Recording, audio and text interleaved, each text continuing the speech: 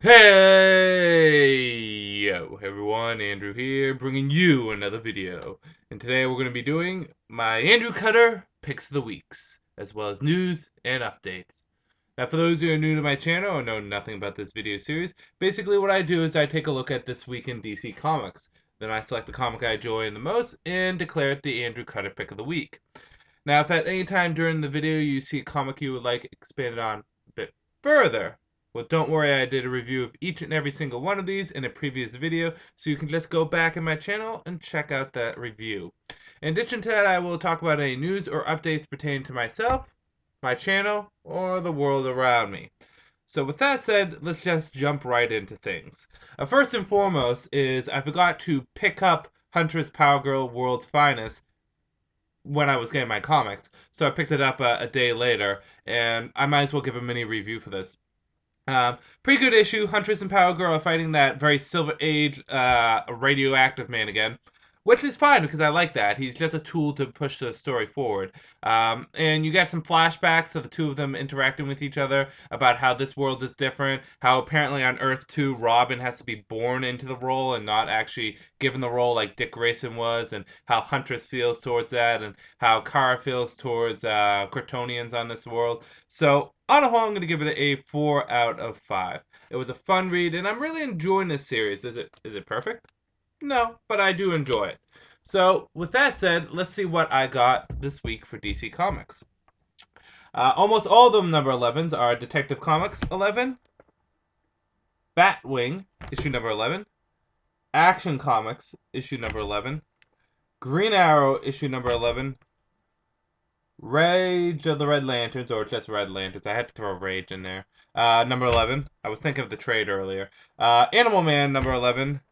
Justice League International, number 11. You just saw it, but World's Finest, issue number 3. Earth 2, issue number 3. And last but certainly not least, Ozymandias, issue number 1 of 6. For Before Watchmen. Now, the three titles that stood out most to me this week was Justice League International, Before Watchmen, Ozymandias, and Earth 2. But there's one comic that stood out more than the other ones, one that I enjoyed more, and that would have to be Earth 2, issue number 3. I really like how this team is coming together. I like the look of Hawkgirl. I like her feel, how she talks, how she acts. I like how Jay Garrick is that hero in training. I like how Alan Scott's story is kind of progressing, and the thing with the ring was very touching. And the return of the villain at the end, just could eat it up. So yeah, Earth 2 is turning out to be a great series. A great series. And I really do enjoy it. So I am just going to grab my phone because I don't want it to go off like crazy. Just put it on vibrate. So let's talk about news and various other things. First and foremost, I guess we'll talk about Marvel's big news is Marvel is relaunching their brand of products with like 20 new issue number ones. And a lot of people have asked me how I feel about this because I don't read Marvel, but I did state before that if Marvel ever did something similar to the New 52, I might give it a chance. Because, see, the main reason why I don't jump onto Marvel, other than the fact that the characters just don't appeal to me all that much, is that there's just so much continuity that it's intimidating as all hell. There's just so much to read to enjoy the character. And I know a lot of people will say, no, you can just jump onto Spider-Man and not need to know anything beforehand. But see, you have to understand, for me, I need to know everything beforehand. So it's intimidating. There's just so much continuity, so many characters and stuff. But how do I feel about this? I don't really have too much of an opinion either which way. I can't help but feel, and maybe this is just a DC fanboy in me, so I apologize, but I can't help but feel that this is more or less a response to DC's New 52. I mean, they're relaunching their product with 20 new issue number ones. I can't help but feel it is some kind of response to the New 52 and the success that the New 52 has been having. Uh, will I jump onto the comics? No. The reason why is it's a relaunch. It's not a reboot at all. So all the continuity is still there, and I really am not feeling it. There's no real jump on point for me at all. I don't feel it. Even the new number ones that they show, like Uncanny Avengers, the new X-Men, it seems continuity heavy. Like the X-Men from the past are going to the future. So do I need to read the X-Men in the past? I mean, it's just yeah. Personally, I'm not jumping onto it. Do I think it's a good idea? Only time can tell. More details need to be thrown out, and it really will come down to how well things are handled. I mean, Marvel does a very good job at marketing their characters, probably arguably better than DC does. This is very evident by how they handle their movies. But yeah, it's just not for me. And hey, it could succeed, it could fail. Who knows? Next news is that Joker is returning to comics. And I love this. See, Joker's coming back at issue number 13 of Batman under Greg Capullo and Scott Snyder's control.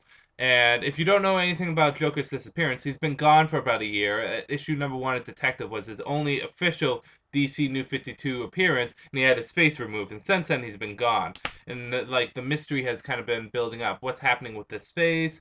You know, what's happening with Joker? Where is he? And he's coming back, and I think it was a good idea to do what they did because, you know, Joker oversaturates the comics sometimes, and it's good to not have him around so that we miss him. And I miss Joker. I mean, Joker's not my favorite Batman villain. There's like 2 or 3 Batman villains ahead of it. Oh, shocker. I'm like one of the only people in the world that's ever had Joker at number 1. Um, Actually, my favorite Batman villain of all time is Bane, and then Ra's al Ghul, and then Two-Face. But Joker, you know, I haven't seen him for a year. I want to see the Joker, and I am excited to see him in Scott Snyder's hands. It looks like it's going to be a great story arc. Small other comic book news. New writing team and art team has been put on Detective Comics. I forget who it is, though, but I know that the Detective Comics new team has been announced. In addition to that, I've been thinking, and I've come to a conclusion, I'm dropping Green Arrow like a bad habit. The comic. Going into the new 52, I had really 2 things in mind. One is I wanted to try everything and to give everything a chance. Number 2 is I wanted to be diverse with my comic reading. I feel as though I've at least accomplished that to a degree. I have all my traditional superhero comics, but I have like a vampire comic and a monster comic, a horror comic, or a western comic, or a military comic. I feel as though, or a sword of sorcery comic. I believe that I've been diverse with my comics, and I feel as though I accomplished both those tasks. I think the only comics that I have picked up no issues for was Legion of Superheroes and Frankenstein Agent Shade. I think I even picked up Legion Lost because it was part of a crossover. But I think other than those 2 comics, I've picked up at least 1 issue of everything to at least dip and dab and to see what I would like. And some things have surprised me. Stuff like, oh, I don't know, like I Vampire. I never thought that would be good, but it's fantastic. Or Voodoo. Never thought that would be good, but it's fantastic. And one of the things people kept on kind of goading me on to do was, Andrew, you gotta give Green Arrow a chance. And see, the thing is, before the relaunch, I never liked Green Arrow's character. I like the concept of Green Arrow, the swashbuckling, playboy, archer that has various different trick arrows, but I never really cared for the character because although Green was an asshole, a liar, a jerk to his friends, and an adulteress, he had nothing good going for him quality wise. But the relaunch gave me a new chance to get into the character, and the first few issues was pretty fun. Perfect? No, but fun. And now the issues just feel like they're going down the crapper. So I have made a decree that I will read Green Arrow up till issue 0. Once issue 0 happens, it's done. I've given Green Arrow a chance. I'm sorry, guys. I've given him a chance, and he's just disappointed me so much. It was okay in the beginning. Now it's just atrociously bad. So I'm gonna at least read up to issue 0. So anytime someone goes, "Hey Andrew, you gotta try Green Arrow. The new show's coming out. Why don't you read the comic? Read the comic because Green Arrow is a great character." I'll be like, "No, no." I gave him 12 issues plus an issue 0. I am not gonna read that guy. I gave him a chance. He failed. He failed. So I'm gonna be dropping Green Arrow. And I am particularly excited for the issue zeros because we get to see backstories on a lot of characters I'm curious to see backstories on. Like Dick Grayson's history as Robin and Nightwing. Batman is going to be revealed in issue zero. Apparently, Tim Drake's backstory is being changed. He's now a former Olympian and a computer whiz, and his history is going to be changed. How is it going to be changed? Uh, Jason Todd, they're going to reveal how he came back to life in the New 52. Plus, I mean, just looking at the Robins, we'll get to see what their Robin costumes were, which I am very curious about. We know what Jason's was. And we had a little bit of a glimpse of what Dick Grayson's was and a quick flashback, but I'm really curious to see how those things are handled. And not just the origin for the Robins, but origins for like everyone. Is Wonder Woman's Gods and Mortals still in continuity? How much of Aquaman is still canon? I mean, did he have a son? You know, Kyle Rayner, what was the effects of him getting the Green Lantern ring? Was it because Hal died or was it for something else? Guy Gardner, how did he get his ring? So and so forth. So I'm really curious to see. I'm pumped for these issue zeros. Um, I'm really pumped for them. So yes, that is most of the comic book stuff that I could think of off the top of my head. Let's talk a little video games. Actually, two things. One is I went to my GameStop and I guess I lucked out. No one was really pre-ordering Wii games except for me and apparently one other guy. One guy pre-ordered all the Wii games, Wii U games. Wii U. I meant to say Wii U. I've only pre-ordered like 4 Wii U games: Batman Arkham City, Assassin's Creed, Pikmin 3, and New Super Mario Brothers 2 for the Wii U, or New Super Mario Brothers Wii U. So many new Super Mario Brothers. So apparently, what GameStop is saying is now you have to pre-order them. You can't just pick them up day of. It has to be pre-ordered. And I lucked out on that. It's pretty cool. So in addition to that, GameStop had a buy 2 used games get 1 free sale. So I bought a total of 4 games, getting 2 free. I want to share with you guys these games because I feel as though it was a pretty good haul. First and foremost, let's do Game Boy DS. Well, the Nintendo DS is no longer called the Game Boy, which is fine with me. I like DS better. Uh, I got 3 DS games and 3 Wii games. And with the exception of one of them, I feel as though all of them were games that I absolutely needed. With this haul of Wii games, I don't think I need any more Wii games because I got all the ones that I've wanted. So, first and foremost for the Nintendo DS, I got Super Mario 64 DS. Super Mario 64 was like the game of 1996 to 1998 for me. I played the shit out of that game. Got all 120 stars. I did everything I could do in there. And it was a game that I could just pop in and play and have fun. Just go to a level and chill there. I loved Super Mario 64. It's one of my favorite Mario games. But I never got the DS version. So I got the DS version and I played about 20 plus stars. I think I just popped it in while I was taking a bath. A little too much information there. While I wait for my bath to be drawn, I play a game. I think I had 25 stars. I like this a lot. It's enough similar to Super Mario 64 that you have the nostalgia factor and the fun factor, but there's enough different level wise and character wise. You get to play as Wario, Luigi, and Yoshi also, that it brings something new to the table. An excellent port, and I really have enjoyed it that much. I think the best find that I've had for the DS was the other game that I bought was Pokemon Conquest, and I bought it used and it looks pretty much all new. The reason why is because the kid that picked it up, must have been a younger kid, thought it was a traditional Pokemon game, played it, realized it wasn't, and returned it the same day. So I'm like, I'll take it for the sale. Jeez. It was only a few dollars less, but still, it helped out for the sale. Um, this game is freaking awesome. I played this game for about 7 hours.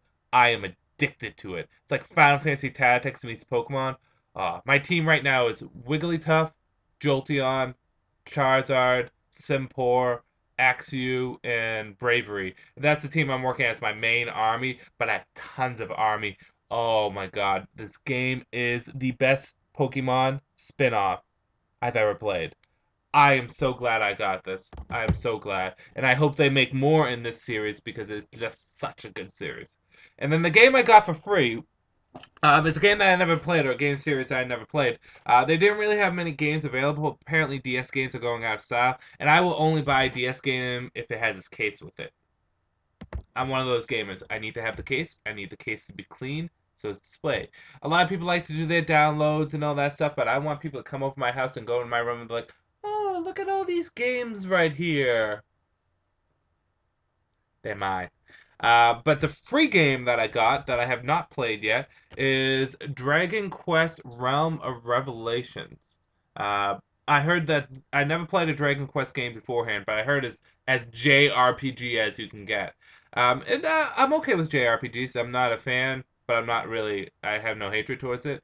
I like JRPGs when they're done right. I think Pokemon is the only JRPG I play religiously. But yeah, I'm gonna once I'm done with Pokemon Conquest, I'll probably pop this in, and oh wow, there's more. Um, I heard it was good, so I'm gonna give it a chance. My buddy said it was good. He said if you like JRPGs, you're gonna love this. It's done by the guy I guess that played that did Dragon Ball Z. I don't know, but those are the DS games I got. Now onto the Wii games. Um, First and foremost is I got Mario Kart Wii, and I played this before, but I never owned it.